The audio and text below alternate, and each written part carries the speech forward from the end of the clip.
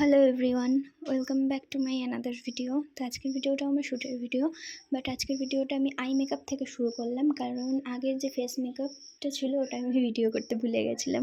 তারপর ফট করে মনে বলে আমি আজকে ভিডিও করলাম না, তাই আই মেকআপ থেকে শুরু করলাম আজকের ভিডিওটা। যাই হোক, এতদিন তো ফুল ভিডিও তোমরা দেখেই আসছো, তো আজকে না হয় আই মেকআপ থেকেই স্টার্ট করলাম। তো আজকের লুকটা মানে নিউড ছিল, আই মেকআপটাও আজকেরটাও নিউড ছিল।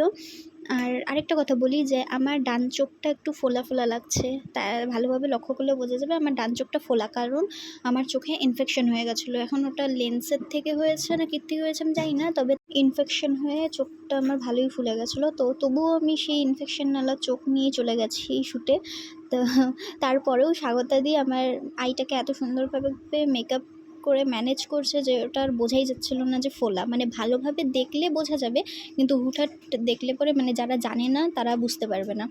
আমি ভিডিওর লাস্টে আমি ফটোগুলো দিয়ে দেবো, তোমরা নিজেরাই দেখে নিও এত সুন্দর করে স্বাগতা দিয়ে আই মেকআপ করেছিল। তো আজকের শ্যুটটাও স্নিগ্ধাদির স্টুডিওতেই, কারণ আজকে ছিল হচ্ছে স্নিগ্ধাদির স্টুডেন্ট এক্সাম।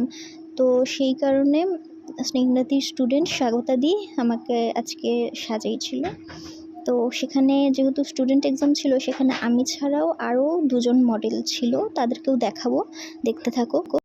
আর লাস্টে অবশ্যই কমেন্ট করে জানাবা যে তোমাদের স্বাগতাদির কাজ কেমন লাগলো, মানে স্নিগ্ধাদির স্টুডেন্টের কাজগুলো কেমন লাগলো আর আমাকে কেমন লাগছে, লাস্টে কিন্তু অবশ্যই কমেন্ট করে জানাবা।